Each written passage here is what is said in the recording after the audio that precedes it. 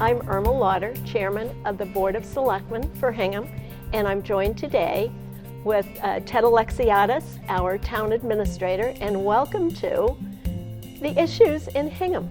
And we'll be seeing you periodically to talk about the issues that the town of Hingham is dealing with. So today, I thought Ted and I would talk about three issues.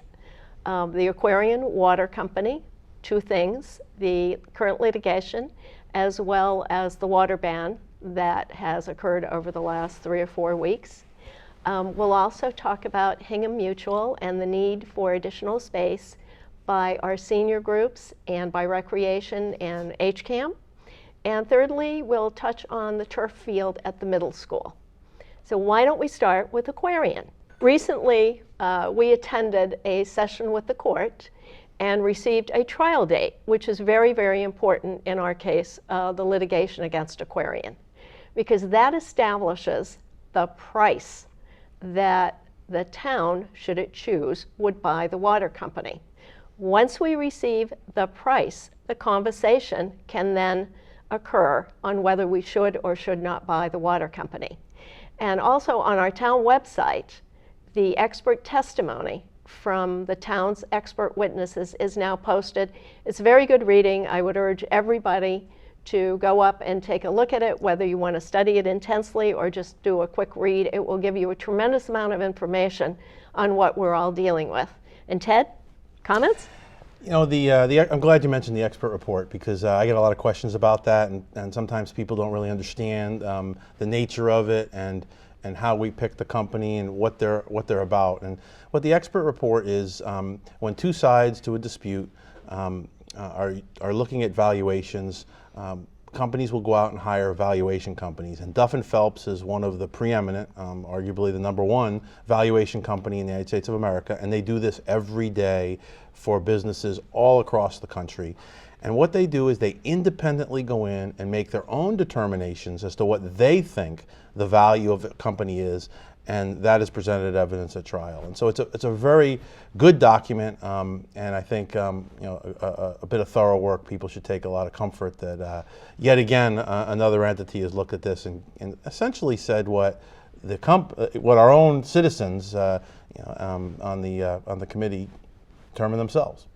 And just for the people who want to get the abridged version, essentially they came in at approximately $57 million on the value, which is exactly what, or right in the middle of the $40 to $70 million estimate that the Acquisition Study Committee felt the study would produce.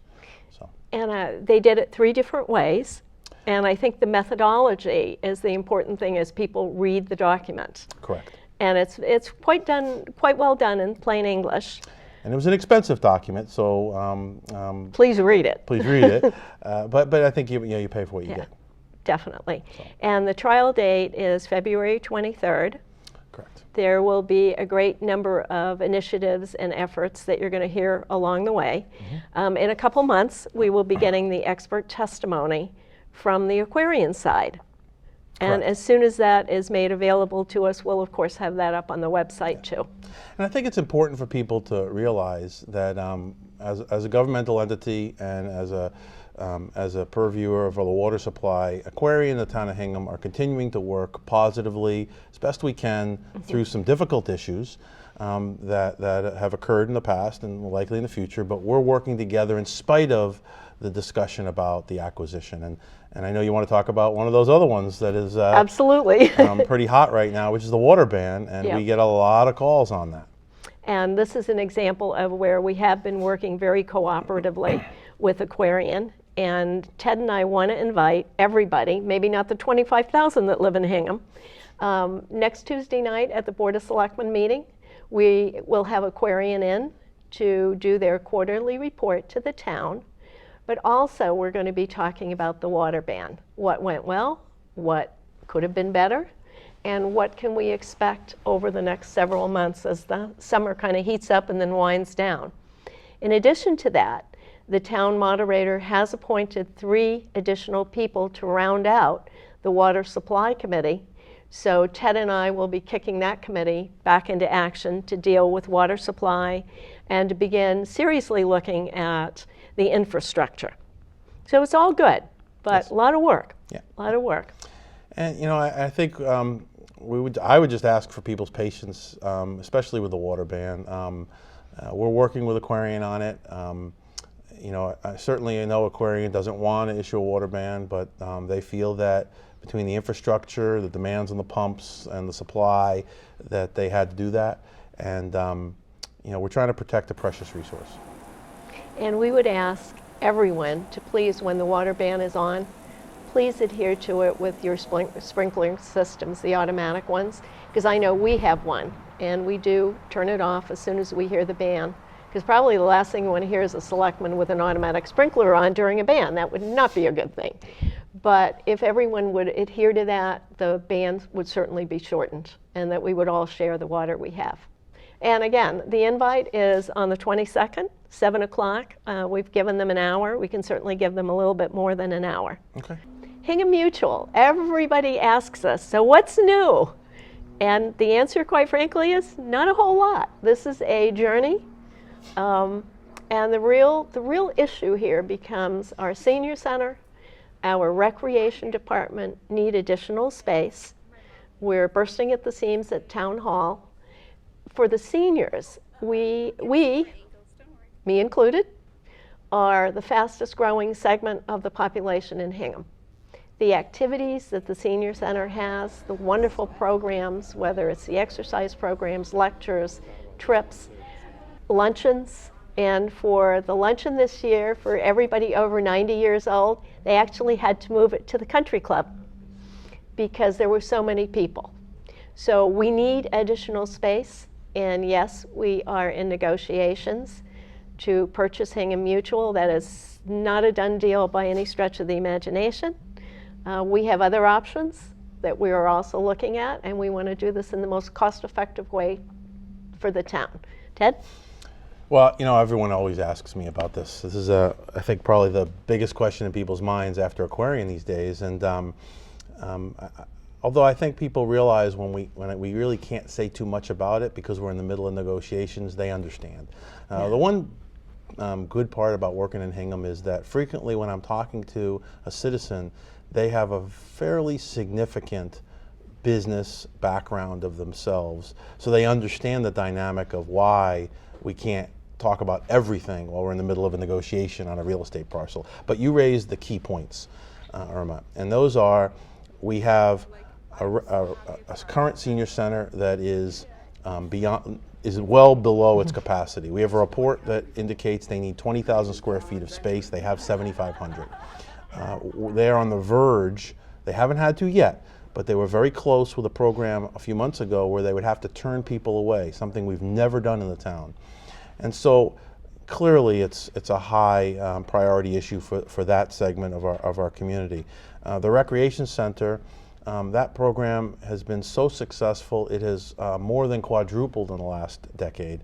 And they have occupied every nook and cranny of Town Hall that they possibly have available. We have available to them, and we just cannot satisfy their need for space there. Also, we're bumping up against a 2003 Zoning Board of Appeals decision that says we can't add more programs, and people want them. So we need to release that program so that it can flourish the way people want it to.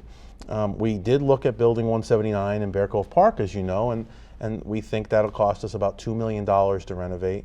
And we did look at relocating the current uses in Building 179 to another spot, and we have a price for what that'll be. But clearly they're going to need space, and it's expensive to build the senior space right now. So this is an issue that we really need to focus on. Yep. And also HCAM, where we are sitting now. This Correct. is only a temporary home for HCAM, and it's quite beautiful. They're very functional here, and it's great. But they also are growing, and the community is utilizing HCAM more and more, which is a wonderful thing. So it's all about space. I also want to right now give the Recreation Commission a great big thank you. They are growing, they are listening to the town, they are developing new programs all the time that people are using, and that's why they need the space, which is a good thing. Quick plug, a little off to the side, but tell them about the kayak program. Oh, this is very exciting. For those of us that like anything to do with water, except the band. The selectmen have approved kayaking at the beach, so that there'll be a rental program. It's kind of on a trial basis. The permitting boards have been very supportive. The harbor master has been very supportive, so thank you, Chief Perrano and Ken Corson. We will be having shortly kayaking and canoeing and paddleboarding at the beach. This is an example of what great work the Recreation Commission Yes. does. You know, a lot of communities, their governments become very parochial, and if it's not their idea, they don't like it. We don't work like that here. And we had a citizen, Amy Cowan, no affiliation with our government, Friends of Hingham Harbor. comes to the table with Ken Corson to propose a project. I suggested to them that they meet with Mark Thorell, the recreation director, because this was a perfect fit for them, and Mark received it perfectly well, and the three of them went together and really made this program work, and with the support of the selectmen and the Recreation Commission, I think we just enhanced the value of the harbor to the citizens at some level, which is great. I think it's, Ted brings up a really good point, the interaction among the different departments and the commissions. This is a long time in coming because there were so many issues that had to be dealt with. But this is a great example of when people work together, what we can deliver. So I think that's great. So sorry for a little segue. I know that wasn't one of the main subjects you're going to talk about. That's okay though. That was perfect. We just ask for people's patience as we continue to work through Hingham Mutual. We don't necessarily want to talk about every aspect of why we want to buy this building while we're still in negotiations. Correct. All right, last subject while we're on sports. The middle school turf field. The potential turf field at the middle school. So I've heard tremendous amounts about it. I'm sure I've heard only half of what you've heard in terms of phone calls with people. And you know, I think it's important to note that we've seen the business model, and the business model in New England is pretty clear that a turf field is better than a grass field for playing use, for the ability to do sports that require a lot of abuse to turf. So football, soccer, lacrosse, these are the running sports where you're hitting the turf hard. And not only do we not have enough fields, as you well know, but we don't have enough fields to allow them to rest for a period of time so that they can recover, because grass cannot be run on a regular basis. When you go to Foxborough and you see that beautiful field at Gillette Stadium, you know, they don't play on it 7 days a week, 5-6 hours a day like we do. And so they can make it look nice. We don't need it to look as nice as that, but you can't play on just raw dirt. It's not safe. Besides, I think a lot of people will feel that turf will actually be safer in the sense that it has no divots or holes. It's certainly better from a managerial perspective because we can operate it. The biggest concern I've heard about it is the issue of process. And you know, we didn't say we were going to do this at first when we asked for the override and we asked for the approval.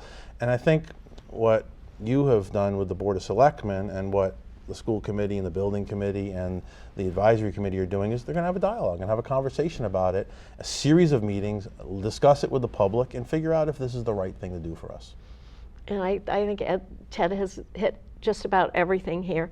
One of the things we're going to look at is the process. Who makes the decision? How does it get made? And then we're going to look at the total cost of ownership. Ted mentioned the rusting of the fields. This past spring, because we had a wet spring, the only playable field was the turf field at the high school. Everybody else had to be trucked out of town and fields had to be rented so the kids could play. So when you look at first cost, but then the life cycle costs of a field, whether it's grass and dirt or turf, what is the most economical one for the town? And how does the town get its best buck out of this? So we have a lot of issues we're dealing with. It's a very open dialogue here. There's nothing being done behind the scenes. We tentatively, for the Board of Selectmen, have it on the agenda for August 5th. So again, we invite your comments. We invite you to come to the meeting. What else? think that's really it. I know advisory is going to have their hearings, and we're going to solicit public input and get to a decision. Cool. One last topic, since I don't think we've used up our time. The Special Needs Athletic Partnership Summer Program is going on as we speak at the Country Club. It is. And I was just over there at the beginning of the week, and it's wonderful. And the recreation groups were over there as well, and both groups are in the same space, and both groups are having an amazing time. We thank very much Jay McGrail, the Country Club, the Special Needs Athletic Partnership people, and everybody that contributed to the success of these programs. So it's really great, and it's working out better than we anticipated. It truly is. There's a lot of life in the organization over there, and when the kids come, it really does. Sometimes we hear from the golfers that they prefer a more staid environment for the golfing. We're not hearing that now.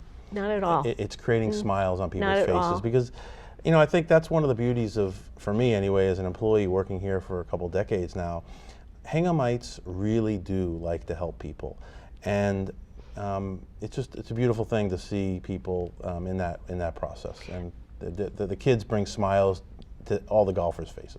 What's been really fun is to see the underutilized assets at the Country Club being used during the summer. Correct. The bowling alley doesn't get that much use. Okay. The golf simulators don't get that much use. Anymore. Right.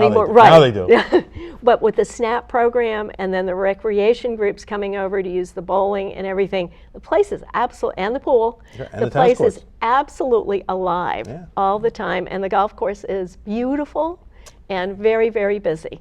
And I've actually received quite a few compliments on the quality of the golf course, which of course, we have to give a lot of credit to Jay McGrail and the Country Club Committee. Absolutely. They've really done a terrific job. I think you were with me, you were chairman of the advisory committee, and we were just starting the process of, should we go into the business of managing our own golf course? Kind of risky, weren't sure about it, or should we continue to outsource it? And we made that decision to bring it in, and I think, 5 years later, we look back and we say, that's a pretty good product. And also wish we'd done it sooner. Yes. Yep. So all good news. We are very much, Ted and I and the other selectmen very much pledged to keep this as open and transparent as possible. We're going to give you as much information on the Aquarian litigation as we possibly can. There's a lot more now being public just because of where we are in the process. And also as we go forward looking for space for recreation, senior center, HCAM, and who knows who else. Correct. So I think that'll be it for the first session of Ted and I. And thank you for joining us. Thank you for joining us. Hingham Issues, and we'll see you again soon.